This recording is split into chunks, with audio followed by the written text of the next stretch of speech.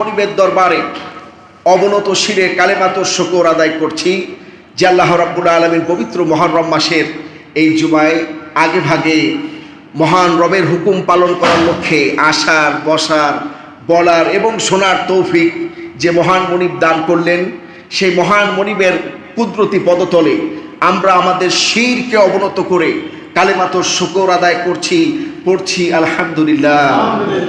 আমরা সকলে বলছি রব্বানা লাকাল হামদ হামদান কাসীরান তাইয়্যিবান মুবারাকান ফীহি ইয়া রাব্বি লাকাল হামদু কামা ইয়ামবাগি লি জালালি ওয়াজহিকা ওয়া আযীমি সুলতানিকা। আমরা বিশ্বনবী জনাবে মুহাম্মদ রাসূলুল্লাহ সাল্লাল্লাহু আলাইহি ওয়াসাল্লামের শেখানো ভাষায় আল্লাহ শুকরিয়া আদায় করলাম। এজন্য আমরা পড়ছি আলহামদুলিল্লাহ। ভাইরা আমার, আশুরা আসন্ন, তাই না? আজকে হলো 8ই মুহররম, সন্ধ্যা হয়ে গেলে 9ই মুহররম, অর্থাৎ আগামীকালকে হলো 9 মুহররম, তারপরের দিন রবিবার হলো 10ই মুহররম। গত জুমায় আমরা মুহররমের আলোচনা শুরু করেছিলাম। বিশ্বনবী জনাবে মুহাম্মদ রাসূলুল্লাহ সাল্লাল্লাহু আলাইহি ওয়াসাল্লাম যখন মক্কা থেকে মদিনায় হিজরত করলেন, মদিনাবাসীকে লক্ষ্য করে দেখলেন যে তারা আশুরার দিন রোজা রাখে, বিশেষ করে ইহুদিরা। নবী করিম সাল্লাল্লাহু আলাইহি ওয়াসাল্লাম প্রশ্ন করলেন যে ইহুদিরা কেন রোজা আজকে এই আশুরার দিনে? সাহাবীরা বললেন, হযরতে মূসা আলাইহিস সালামকে আল্লাহ রাব্বুল আলামিন ফিরআউনের কবল থেকে এই দিনে হেফাজত করেছেন, এই জন্য ইহুদিরা রোজা রাখে।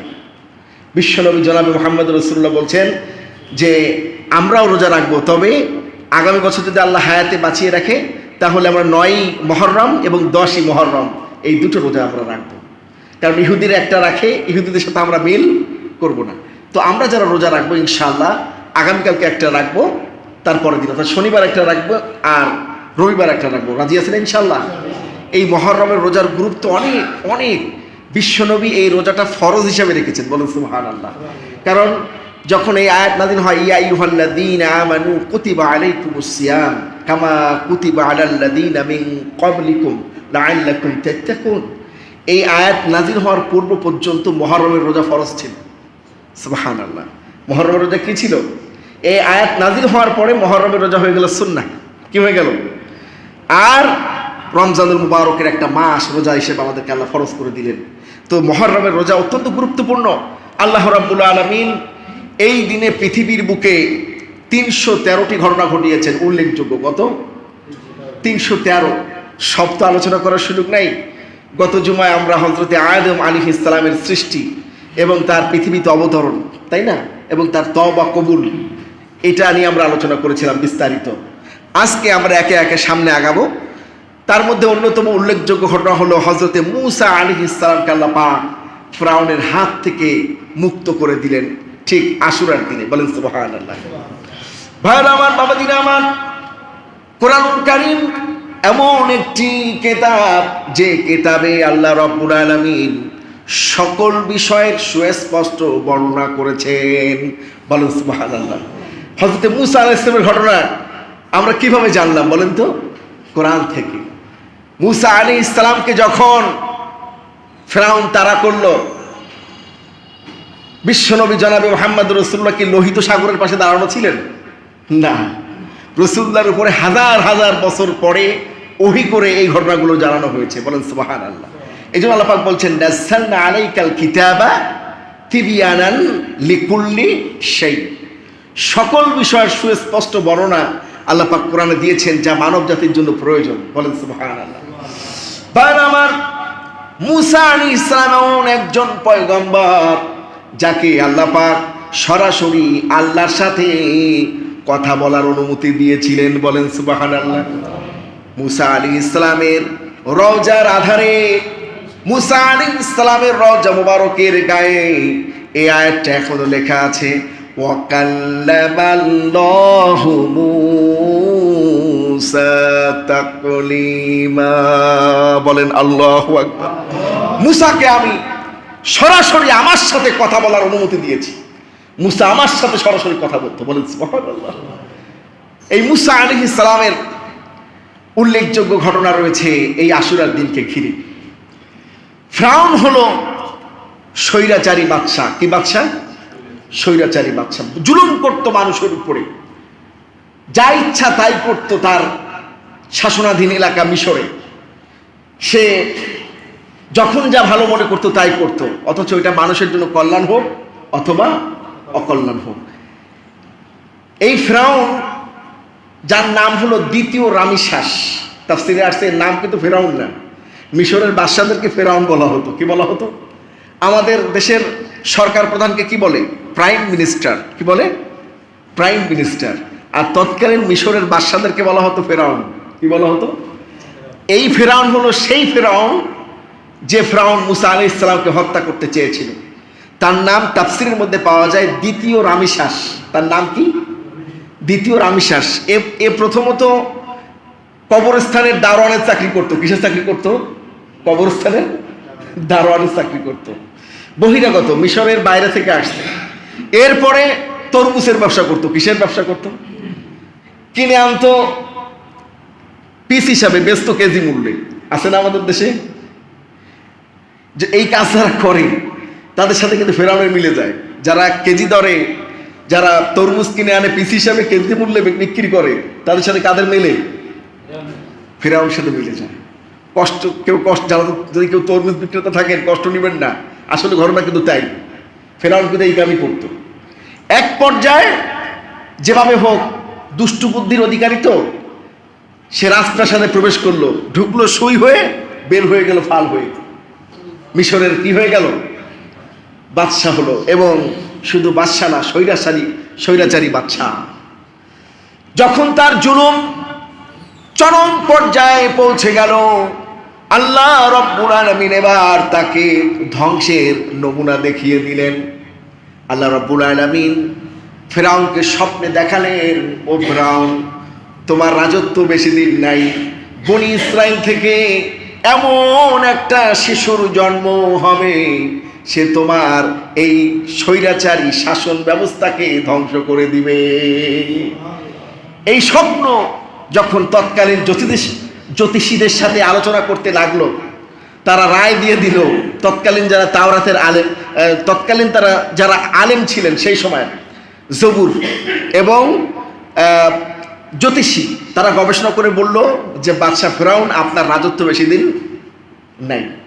বনি ইসরায়েল থেকে এমন একটা বাচ্চার জন্ম হবে, যে বাচ্চাটি নবী হবে এবং সে আপনার এই বিশাল শাসনাধীন এলাকার উপরে কুড়াল বসাবে, আপনি আপনার রাজত্ব হারাবেন। এই কথা শোনা মাত্র সে সমস্ত ধাত্রীদেরকে নির্দেশ দিয়ে দিল, যারা বাচ্চা ধারণ করে তাদেরকে নির্দেশ দিল, বাচ্চা কাঁদার আগে মার পেট থেকে বেরোবে, গলা থেকে মেরে ফেলবি। কে নির্দেশ দিল? ফিরআউন। সমস্ত ধাত্রীদেরকে নির্দেশ দেওয়া হলো এবং তার সেনাবাহিনীদেরকে নির্দেশ দিল যে বাচ্চা কোথাও যদি একটু বড় হয়ে যায়, কোনো ধাত্রী যদি ছেড়ে দেয়, হত্যা না করে, ওইটা কতল করবি। এইভাবে সে হাজার হাজার নিষ্পাপ শিশুদেরকে হত্যা করল। আল্লাহ রাব্বুল আলামিন, আল্লাহ যা করবেন তা করবেনই, বলেন সুবহানাল্লাহ। আল্লাহ যা চান তা হবেই, আল্লাহ যা করবেন তো করবেনই। অসম্ভবকে সম্ভব করা কার কাজ বলেন তো? যা আমাদের চিন্তার বাইরে, যা আমরা কখনো গবেষণাও করতে পারি না, তা করতে পারেন কে? আল্লাহু আকবার। আল্লাহু আলা কুল্লি শাইইন কাদির। সমস্ত বিষয়ের উপর ক্ষমতাবান কে? ফিরআউনের পরিকল্পনা, মুসা আলাইহিস সালামকে দুনিয়ার বুকে আসতে দেওয়া হবে না, আর আল্লাহর পরিকল্পনা মুসাকে দুনিয়াতে পাঠাবেন, বলেন সুবহানাল্লাহ। আল্লাহ রাব্বুল আলামিন হযরতে মুসা আলাইহিস সালামকে দুনিয়ার বুকে ভূমিষ্ঠ করলেন। মুসা আলাইহিস সালাম যখন ভূমিষ্ঠ হলো, তার মায়ের কলিজাটা কণ্ঠের কাছে পৌঁছে গেল। আল্লাহ পাক কোরআনে বলছেন, আমি মুসার মাকে ওহী করলাম, বলেন সুবহানাল্লাহ। মুসার মাকে ওহী করলাম। এখন প্রশ্ন হলো, মুসা আলাইহিস সালামের মা তো নবী ছিলেন না, তার উপর ওহী আসলো কিভাবে? ওহী হলো দুই ভাবে হয় আসে, একটা হলো ওহী আর একটা হলো ইলহাম। আর একটা কি? ইলহাম। ইলহামটা হলো সকলের জন্য আম। ইলহাম কি? এটা ওহী, এটা কি আল্লাহর পক্ষ থেকে মেসেজ। এটা সকলের জন্য আম, কিন্তু ওহী নবী রাসূলদের জন্য খাস। ওহী কাদের জন্য খাস? নবী রাসূলদের জন্য খাস। আর ইলহাম এটাও আল্লাহর পক্ষ থেকে ওহী, কিন্তু এটা সকলের জন্য খাস। বলেন সুবহানাল্লাহ। যেমন আল্লাহ পাক কোরআনুল কারিমে বলেছেন, আমি মৌমাছিকে ওহী করেছি। কাকে ওহী করছে? আর মৌমাছি কি নবী রাসূল ছিল? মানুষ ছিল? মৌমাছি হলো আল্লাহর সৃষ্ট এক উপকারী ক্ষুদ্র প্রাণী। তাকে আল্লাহ পাক ইলহামের মাধ্যমে তিনটা জায়গা বাসা বানানোর নির্দেশ করছেন। কয়টা? তিনটা। কোথায় কোথায়? পাহাড়ে, গাছে, আর মানুষের বাড়ির কার্নিশে। বলেন সুবহানাল্লাহ। আল্লাহ কোরআনে আজ থেকে 1500 বছর আগে বলেছেন যে আমি মৌমাছিকে ওহী করে, ইলহাম করে তিনটা জায়গা বাসা বানাতে বলেছি, যার দ্বারা মৌমাছির মধ্যে যে উপকারী জিনিস আমি দিব, মধু, এটা যেন পৃথিবীর সকল প্রান্তের মানুষ পেয়ে যায়। বলেন সুবহানাল্লাহ। দেখবেন প্রাকৃতিকভাবে মৌমাছি এই তিনটা জায়গার বাইরে কোথাও বাসা বাঁধে না। জোর করে রানী মৌমাছিরে ধরে বাক্সের মধ্যে যারা চাষ করে তারা বাসা বানায়, কিন্তু প্রাকৃতিকগতভাবে মৌমাছি এর তিনটার বাইরে যায় না। বলেন সুবহানাল্লাহ। সেইভাবে আল্লাহ রাব্বুল আলামিন মূসা আলাইহিস সালামের মায়ের অন্তরকরণের মধ্যে ইলহাম করে দিল। আল্লাহ পাক বললেন, ও মূসার মা, চিন্তা করো না, তোমার এই সন্তানটি সাধারণ কোনো সন্তান নয়, এটা আমার পয়গম্বর হযরতে মূসা। বলেন সুবহানাল্লাহ। এটা আমার পয়গম্বর, তুমি দুশ্চিন্তা করো না। তুমি একটা কাজ করো, সন্দুক, তৎকালীন সন্দুক ছিল এরকম, সন্দুকের ওই বাক্সের মধ্যে ভরে নদীতে ছেড়ে দাও। কোথায় ছেড়ে দাও? নদীতে ছেড়ে দেওয়া হলো। মূসা আলাইহিস সালামের বড় বোনটা সেই সন্দুককে ফলো করছে, হারে আমার ভাইটা কোথায় যায়। মা পাঠায় দিয়েছে, দেখ তোর ভাইটা কত দূর। মায়ের কলিজা ছিঁড়ে যায়। সদ্য ভূমিষ্ঠ সন্তান ছেড়ে না দিলে, বাক্সবন্দি করে ছেড়ে না দিলে আল্লাহর হুকুমে, তাহলে যে কোনো সময় সেনাবাহিনীর সদস্যরা যদি টের পেয়ে যায়, এক কোপে দুই ভাগ করে ফেলবে। যেহেতু মিশরের বাদশার নির্দেশ। কার নির্দেশ? এটা রাষ্ট্রীয় আইন, এটা কি সরকারি আইন, সরকারি ল, এটা যে কোনো সময় কায়েম হয়ে যেতে পারে। আর আল্লাহ নির্দেশ দিলেন, ছেড়ে দাও, তোমার সন্তানকে হেফাজতের দায়িত্ব কার? আল্লাহ। ভাইরা আমার, বাবাজিরা আমার, মূসা আলাইহিস সালামকে যখন বাক্সবন্দি করে ছেড়ে দেওয়া হলো, ভাসতে ভাসতে রাজপ্রাসাদের ঘাটে পৌঁছে গেল। বলেন সুবহানাল্লাহ। মূসা আলাইহিস সালামের বড় বোনটি সব লক্ষ্য করে দেখছেন, কোথায় কি যায়, কোথায় কি হয়। লক্ষ্য করে দেখলেন বাক্সটা রাজপ্রাসাদের ঘাটে আটকে গিয়েছে। দুটো বর্ণনা পাওয়া যায়। একটা বর্ণনা হলো বিকেলের সময় ফিরআউন এবং তার স্ত্রী আসিয়া, তারা ঘাটলায় বসা ছিল। আসিয়া সে বাক্স খুলে যখন বাচ্চাটা কোলে নিল, আর প্রত্যেকটা পয়গম্বরের চেহারা তো সুবহানাল্লাহ, বুকে জড়িয়ে ধরলো। ফিরআউন বলল, এটা আমার শত্রু। তখন আসিয়া বলল, আল্লাহ আমাদেরকে নিঃসন্তানই করেছে, আর এই সন্তানটি হয়তো আল্লাহ আমাদেরকে দান করেছেন লালন পালনের জন্য। বলেন সুবহানাল্লাহ। ফিরআউনের কিন্তু কোনো সন্তান ছিল না। এই একটা বর্ণনা পাওয়া যায়। আরেকটা বর্ণনা পাওয়া যায় যে রাজ কর্মচারী ঘাটে কাজ করছিল, ওই বাক্সটা নিয়ে রাজপ্রাসাদে নিয়ে আসিয়ার কাছে দেয়। আসিয়া যেভাবে হোক ফিরআউনকে ম্যানেজ করে রাজপ্রাসাদে লালন পালনের ব্যবস্থা করেন। বলেন সুবহানাল্লাহ। এখন ঘটনা হলো এই, তাফসীরের মধ্যে এসেছে মূসা আলাইহিস সালাম কারোর দুধ পান করতে চাচ্ছেন না। রাজপ্রাসাদে যখন জায়গা হয়ে গেল, দেখেন ফিরআউনের সিদ্ধান্ত মূসা পৃথিবীর বুকে আসবে না, আর আল্লাহর সিদ্ধান্ত আসবে। আল্লাহ পাক ফিরআউনের রাজপ্রাসাদের মধ্যে মূসার লালন পালনের ব্যবস্থা করছেন। বলেন সুবহানাল্লাহ। বড় বোনটি রাজপ্রাসাদের মধ্যে প্রবেশ করলো, লক্ষ্য করে দেখলো ছোট্ট ভাইটি কারোর বুকের দুধ পান করে না। ওই বোনটি বলল, আমি একজন ধাত্রী মাকে চিনি, যে মা সদ্য বাচ্চা ভূমিষ্ঠ করেছে, সে দুধ খাওয়ালে হয়তো খেতে পারে। পরিচয় দেয়নি যে এর মা, এভাবে পরিচয় দেয়নি। চলে গেল বাসায়, যে মাকে ডেকে নিয়ে আসলো। মা যখন তার সন্তানকে বুকে নিল, সঙ্গে সঙ্গে মূসা আলাইহিস সালাম দুধ পান করা শুরু করলেন। বলেন সুবহানাল্লাহ। এখন সিদ্ধান্ত হলো এই যে এই মাকে দুধ খাওয়ানো বাবদ রাষ্ট্রীয় কোষাগার থেকে বেতন দেওয়া হবে। বলেন সুবহানাল্লাহ।